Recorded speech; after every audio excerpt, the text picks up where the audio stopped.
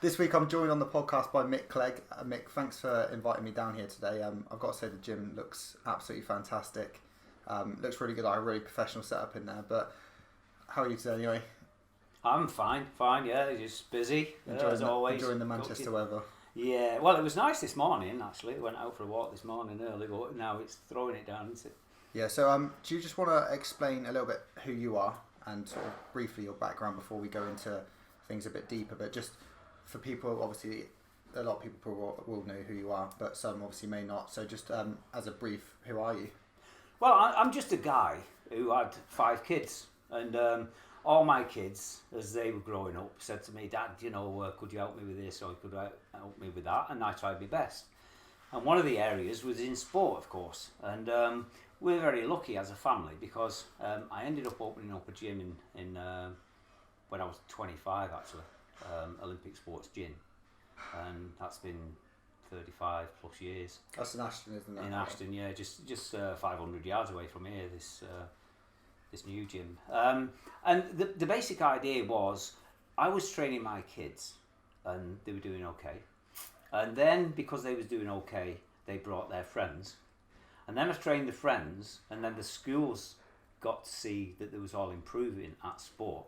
And so the schools got very interested in what I was doing. So they invited me in the schools, and that was basically where it all started. So was it youth development? It was all kids. Yeah, absolutely, all kids. Grassroots, I like to think in terms of that. And it's taken a sort of title nowadays, grassroots kids, and it's one of the titles that I'm going to be using.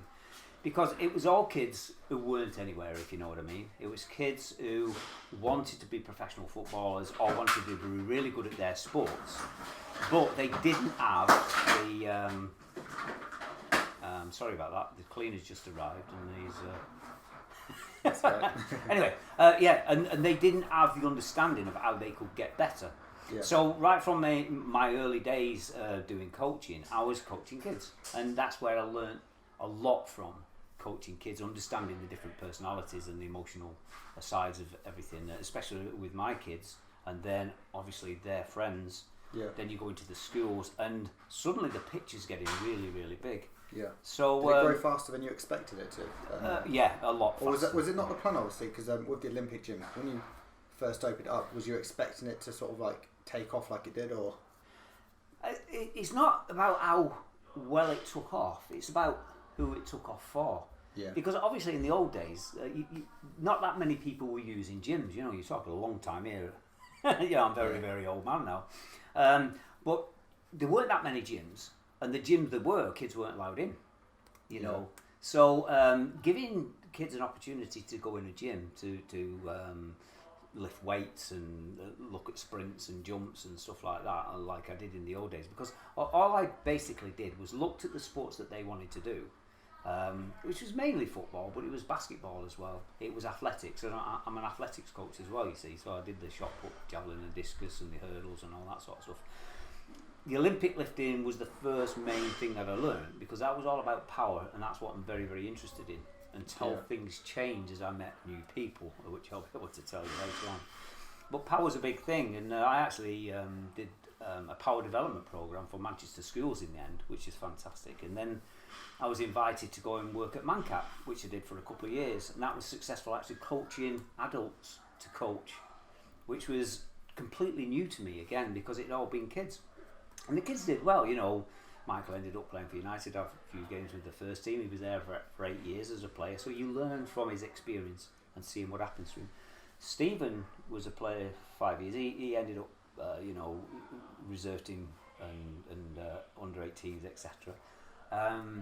Again, it was a different pathway, but it taught me so many different things about kids and how you can try and help them to get on in their lives of sport. Yeah. And then from that, it was adults who wanted helping, and like I say, I ended up at ManCat. But after 2 years at ManCat, United came along because Michael and Stephen had done really well. Our Mark had been in the World Championships, Europeans, and goodness knows what, British champion and all that, weightlifting. And Sean was just beginning to come on the scene as a puppy, a real young lad doing lifting weights. And I was asked to go and work at Man United's gym in Carrington in 2000 because they just opened up gym, opened up the training centre, and they had a gym there, but they didn't actually have anybody to run it. They didn't really know where to go for that. So I'd opened this power development programme across the Manchester schools. They knew that it was doing well because obviously my lads were very, very fit at United. I mean, very fit. You know, they weren't the greatest players because they didn't actually play at a very high level when they was younger. Yeah. But they were very, very fit. And so I was asked on a couple of occasions to go into United. I took the opportunity on the second occasion. I didn't on the first, but that's another thing that we could talk about again in the future. But when I went there, and obviously I was then exposed to adults at the top of their profession, and actually only having really trained low-level athletes who were adults.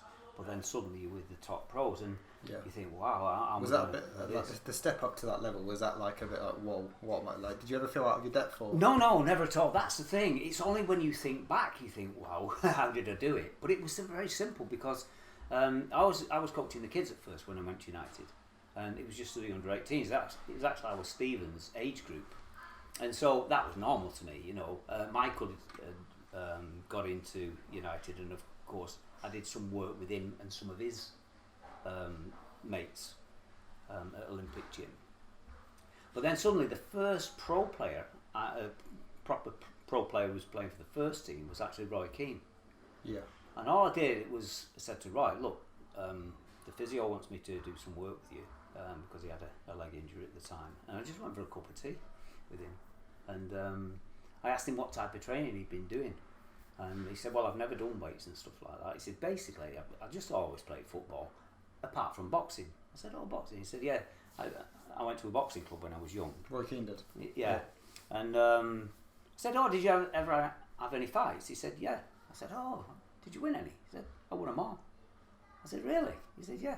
I said, well, it's funny, because when we start doing the training, I'll be able to check you out on that. You know, just laughing. Yeah. You know, he said, oh, yeah, that's fine. I'll prove myself, you know what I mean? And we hit off a great relationship from then. Yeah. So I went down, we started off doing weights, etc., you know, for his knee. But after that, he wanted to keep working with me. Yeah. And then I threw the boxing in. Now, I had a boxing team at the time, Olympic boxing team at the gym. We weren't very successful, but again, it was about trying things out and giving kids opportunity. And I used a lot of work that I was working with athletes who needed power, but also boxers who were very much, you know, aggressive, etc. And I used some of these techniques with Roy, and he loved it. And of course, he was a captain of Man United, so he was going telling the players, look, you know, if you want to get fitter, you want to get stronger, get with that lad in there. And so suddenly, the old gym was full of all the first team players. They didn't have to come originally. Yeah, it was there for, you know, physios and rehabilitation, stuff like that. But they wanted to be in the gym. Yeah. And that changed my whole life because suddenly, you know, I got Yap Stam and I got you had some Teddy Sheringham. Yeah, exactly. You know, going all the way through. So that's basically how it happened. It come from training youth, grassroots. Yeah. As I finished at United, I then set up prior to finish because I'd started working with the youth team in the beginning, right at the end. And what I did, I set up because I could see what was happening, and I'd had a great time at United. Best years, you know, so successful and everything. We could stay on United for a second, obviously, but like, how proud of it? Because you obviously played a massive part in both your lads getting into the United system and stuff. But you said they didn't play at a high standard when they was younger. How did they end up getting into the system originally? Well, it's really strange because, like I say, Michael played for Ducky Tigers and he played for Droylsden and he played for the school team, and then he ended up right in the last 2 years, I think he's year 10 and 11, where he was playing for Tameside Boys. But it so happened that his school teacher was actually the manager of that. But he recognised what Michael brought to a team where, because he was only small, he was a centre back. And he brought him in and he just really rose to it playing for Tameside Boys. And somebody noted and sent a message to one of United scouts, Brian Poole he's called. He scouted a lot of players for United over the years. Great lad. And he just went down and the game was shocking. It was on, it was just at the park over the road there. Yeah. And the game was shocking. And I thought, there's no way he's going to get spotted from that. But afterwards, Brian said to me, the reason I picked him to go to play for United against Blackpool next week is nothing great happened. It wasn't an extraordinary game. He said, but what he did in the last 15 minutes as a centre-back to try to win the game and to make sure they didn't lose the game was heroic. The runs he made, the jumps he made, the shots he had, the way he stopped balls when, you know, smashed into the net, it was just all over the place. I couldn't believe anybody could move as fast to so many different directions and cover the ground that he did. I just think he deserves, because of what he is capable of doing. And of course he went and played against Blackpool, under 17s or something like, no, under 16s it would have been. And he scored, he took corners, he took free kicks, throw-ins, he just did everything the same thing. Yeah. And then within a few months, they offered him this contract. It was like amazing. Was that obviously a really proud moment for you as well? Well, I didn't see it as being proud, I was just totally shocked, you know what I mean? Yeah. He'd done that and like, then it's like all the years that you've put in to grassroots kids. If you really try to help them, there is great possibilities for them. You know, it's the fact that people are lost very often. They don't know what to do. How can we do this? What does he need? I think that's what I know. When I walked in, I was like, the equipment you see in here is it's obviously different to a normal gym, and I was like, I just wouldn't know what to do with myself, sort of thing. I suppose that's what you specialise in, is teaching this and like showing, especially like you said, younger people how to like be proper athletes effectively. But you've worked with some massive names over the years, haven't you? Yeah, absolutely. Any in particular that you'd like to mention, or? Well, there's a few that I can mention, and they're great guys. You know, you just look at Ryan Giggs and Paul Scholes. You know, obviously we mentioned Roy, and then to be honest with you, talking about different people, it has different thoughts and emotions for me, because actually the most important player I have ever worked with, from actually learning about what I do, was a particular Dutch guy. Now the thing is, I didn't really learn from going to university on courses, which is not the norm. I learned from, especially when I was then 10 years with the first team, I learned from the first team players, because they told me what they needed. And there weren't books to go and read about what they needed. You can't find that, what they were saying. Yeah. I had to look into my mind and into the depths of the years that I've been working with kids. It was like working with kids, but an adult kid. I need this, I need that, I need the other. Well, somehow you've got to create something to give them what they're after. Yeah. And it's that really succeeded for me, because a particular guy called Ruud van Nistelrooy, he came on the scene, and I got him on with him like an house on fire. You know, I went to his wedding and stuff like that. He was a great guy, yeah. But he was teaching me things about what was going on in his head while he was in the real pressure parts of the game, when, you know, the ball's coming to him. He's in the 18-yard box with all them defenders around him, the goalkeeper, and he's got to create a goal. And he taught me through that, and how he developed himself doing that. And from that has come all the equipment that you see outside now in this new gym is all designed around what Ruud taught me. He told me, I need this, I need that, this is what I do, this is what happens to me. And when somebody opens up like that, it's almost like he's laid everything bare for me to see. And then, because I have got a little bit of a creative mind, I can take the bits out and start building things. And the training program for Ruud was nothing like anybody else's. Really? How come? Was Absolutely. It just out of like the what was normal at the time for everyone else? It was just completely different, or? Well, if they go in the gym, I mean, this is the normal gym. They go in the gym and they might do some shoulder press, or they'll be standing in front of the mirror doing some shoulder press, and then they'll put the bar down, have a little chat with a mate, and then, you know, perhaps do some leg work, and, you know, they've got the music on, of course, and plenty of mirrors. Yeah. Well, all these things, they detract from what you need to do to train efficiently.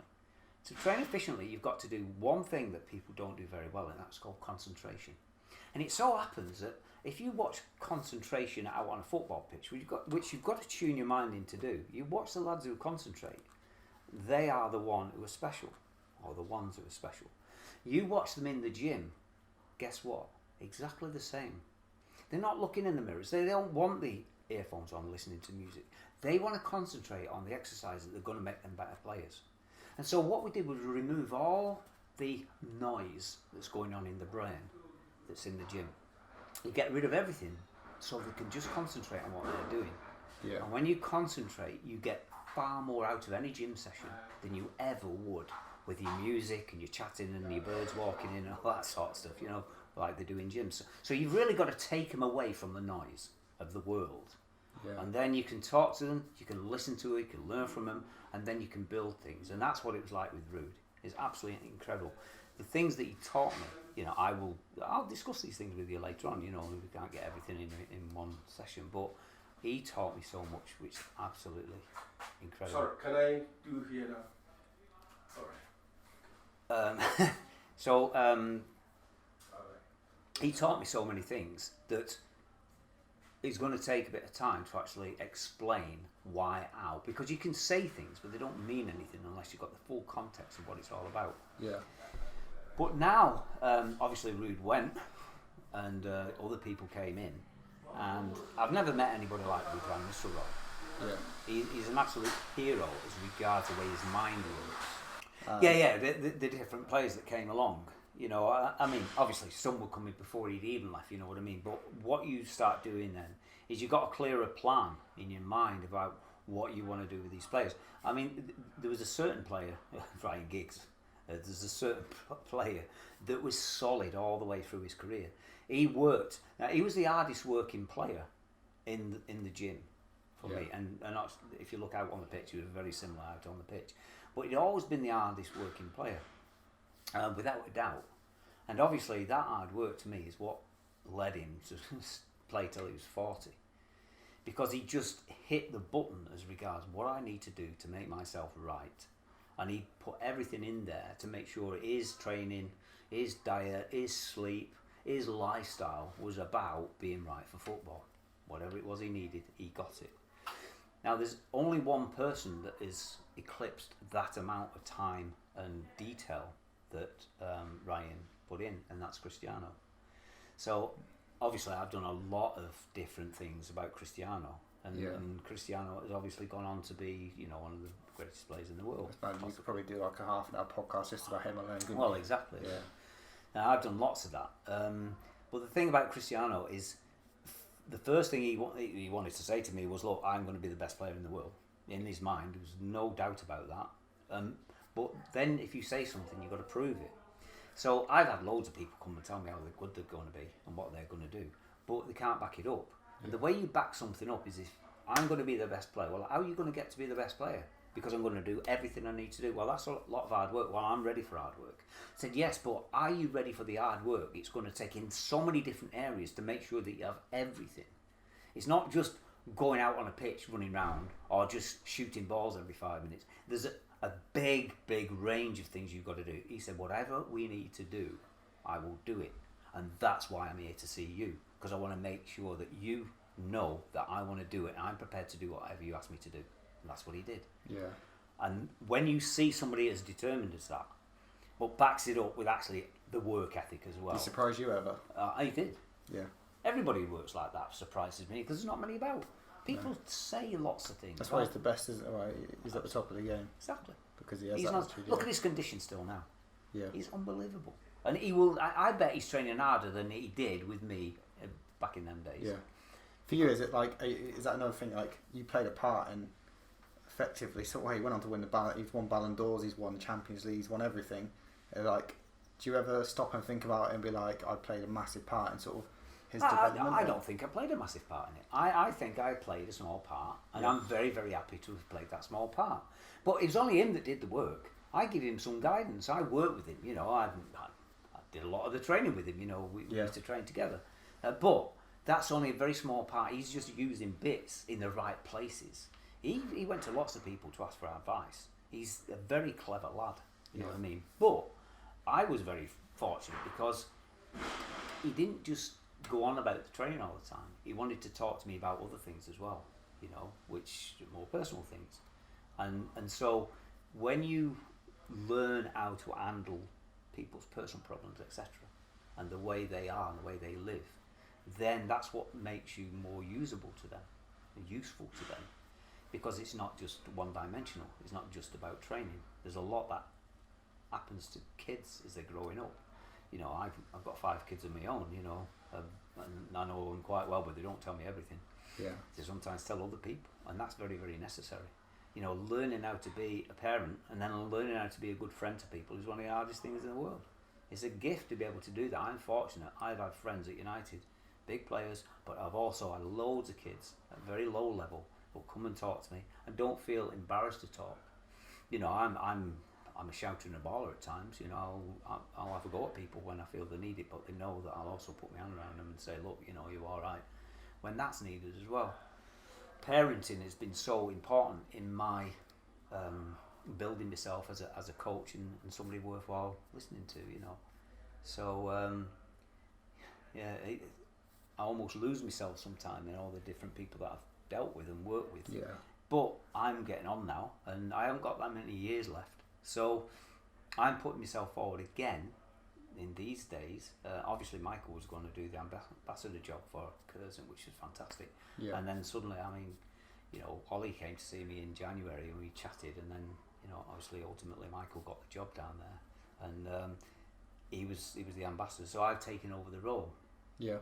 Which is a great for me, you know, because it's going out of here and meeting different people. But obviously, within here, I'm getting a lot of people anyway because they want to be special, and I'm hoping that I can provide what they need for them to become special. But we'll see what happens. Yeah. So we obviously, like I said, we could go on endlessly about your experiences and stuff. But you, after all of that happened, you created what is now Seed of Sport, where we are today. Seed of Speed, it's called. Sorry, yeah. There is a reason for that. Seed of Speed. Sorry, Okay. should have done my research. But how did that come about? Seed of Speed came about through working with Ruud van Nistelrooy. Yeah. Because the main thing he said to me is, I need speed. I need to be really, really fast. But I also need to be able to see what's going on around me. So, you know, you look at peripheral vision, you look at good eyesight, you know, you then go into the brain cognition sort of stuff and really understanding what sort of information their minds are taking on. It takes you into a whole new level of understanding. And that's why I had to look for, I needed a technology that would give me some results. If we looked at pure cognition, can I get results to back what, you know, what he's doing? So it can show me improvement is the thing. Can a technology give me brain cognition training but also give me a result on what they're doing and show whether they're improving or not? And you know, I went on a search. A lad called Lee Sidebottom, who was very much into athletics, and we worked together on power development program. We worked together, and I ended up going to Montreal University and spending a week there. You know, the gaffer, Alex Ferguson, said, yeah, you go over there and see what you can find. And we brought a piece of equipment into Manchester United called the Neuro Tracker. And it's a fabulous piece of equipment. I use it all the time now, and we got it into United. Did you work closely with Alex Ferguson when he was there? Or was it like a close relationship with him, or? It was very close. Yeah. Sometimes a bit too close, because Really? I did boxing with him. Oh, really? And he's a Scotsman, you know what I mean? And when they get frustrated, you know, they want to throw one out of your head instead of the pads that you're holding. So yeah, I had a great relationship with Alex Ferguson, yeah. Yeah, so it sounds like, how busy are you like down here on like a regular basis? Do you have a lot of people coming in now? I don't have a lot because I don't advertise. That's what I was thinking. I was going to say, because I feel like, because this is a different type of podcast to what we normally do, but it's like I'm taking stuff from this myself, so I think people could listen to this. It's like motivational, effectively. But this is the sort of thing I imagine if it was the marketing and stuff was out there a lot more, it would be rammed constantly, I could imagine. But what do you offer, or what do you want to offer, obviously, to grassroots and like teams like Curzon and stuff for our players? But what are your plans for expanding effectively? Right, so it's a big question you just asked. Now, I've been working on my own for a long time. You know, I own Olympic gym, but obviously the kids have took over Olympic gym. It's a fantastic gym. We've never had lots of money to spend. We're just a very, very ordinary family. But everybody in the family's in the business, you know what I mean? So the three of my kids over there are running Olympic, and they do it well, you know what I mean? It's not after earning fortunes and all that, because that has its own problem. You know, we do all right. It's the same here. And I'm travelling along here, I've got people coming, I don't have to advertise and stuff like that. So I can concentrate on what I'm doing. If you have too many people, yes, you get more money, but you can't do the job. Now, like I said to you right in the beginning, the most important thing in sport is concentration. Yeah. Concentrate on what you're doing, whatever aspect it is. Strength, So speed, it's not powers, just sport skill. either. That's just anything in life, Exactly. isn't it? Yeah. So I'm, obviously I've got to earn enough money, but money's not the object. The object is, for me, is to create the best players that I can do with the skills that I've got, and obviously with themselves. They've got to have the right attitude and the right work ethic. But the idea is, I left United. I have a website, which was put out there, and a few bits. And obviously, I've had the BBC and ITV and Sky Sports and all sorts come and interview me. So there's always plenty of things going on, so people get in touch. But I've come to that point now where I actually had this guy. I'll tell you the story. This fella's there, and he's watching me training his kids, and he said, this could go a long way. I said, what do you mean? He said, you could earn fortunes like this. I said, oh, could I? I said, yeah. I said, what makes you say that? He said, well, my kids love it here. He said, they absolutely love it. They would come every day. I said, oh, right. I said, he said, you want to try, opening up new gyms, franchising, or he didn't say franchise, but something along them lines. I said, oh, right, that'd be a great idea. So I'd earn a lot more money. Oh, yeah, you'd earn a lot of money. I said, do you like me coaching your kids? He said, yeah, well, that's what I'm saying. The kids love it. I said, well, if I was going to open new gyms and franchise and this, that, and the other, I'd be spending time with bank managers and buying equipment. How much time would I spend with your kids? Yeah. He said, oh, I understand what you mean. I said, I'm just a coach. I'm not a businessman. I'm a coach. And so as long as I've got people to coach, I'll keep turning up at the door. When people don't want to come, I'll pack in and retire. It's as simple as that. It's not about earning money. It's about doing what your heart tells you to do, and that's what I do. I coach kids, and sometimes I coach adults as well, but that's my only thing that I really do, is apart from taking the dog and having the family that I've got. That's what's important. And he said, oh, I understand that. Now, he disappears. His kids are still here. They're actually here today now, believe it or not. Yeah. So Michael ends up finishing from Sunderland. He was there 12 years under 17 different managers. He gone up with Roy Keane, because Roy come to me when he left United and said, I'm going to Sunderland. What am I going to do about the job that you do in the gym? I said, well, that's fine. I said, oh, Michael. Well, we played while Mike was there. Mike played while Roy was there. Yeah. So he knew all about Mike. He knew his physicality. So I said, why do you think he'd come out? I said, yeah, absolutely. So we went up together with Roy, looked at the gym, and met Pete Fryer, who was the sports scientist at the time and the head physio, and we got on great. And Mike set up there. I was still at United at the time. He did 12 years, 17 different managers, but they dropped down 2 leagues. So obviously Mike was quite a decent earner in the place, so they had to cut everything back, and Mike was really. So Mike went and said, right, Dad, I'm going to come and help you. Let's look at see the speed and see where we can take it. And it so happens he's got a friend who's a big friend of the person I'm talking about with the kids I was coaching. So they got talking, and what's happened, 2 lads have come to me and said, right, we want to look at what you're doing, and we want to give it to more people, because what you do is fabulous, they say. I like what I'm doing, because that's why I keep doing it. But they're saying this could really take off. But we know that you're not a businessman, so we'll do the business. You just do the coaching. You tell us what we need, but you don't have to run about looking for a place and for equipment. We can do all that. You just teach us, or the people that you're going to bring along, how to coach and what you do, and give them the benefit of your experience. I said, well, that's fine, because that's no different to me. Yeah. That's why this place is like it is now, because it was a tip. It was a dump. But it was a dump that fitted me. I'm a bit of a scruffy old geezer anyway, so it sort of fitted me. Yeah. But now it's nice, isn't it? It's getting there, and we're doing it up and everything. But the idea is to be able to spread it, because, like you say, we got a lot of people in here. How many could you coach in a week? Well, I'm not going to be coaching anywhere else. This is where I coach. This is where I want to be. Yeah. But the people that come here, obviously, I want to make sure that their service is fabulous. And so I want to now, obviously, I've got kids, so that my kids are involved in this. Yeah. So I want them to be able to do what I do, and they are doing.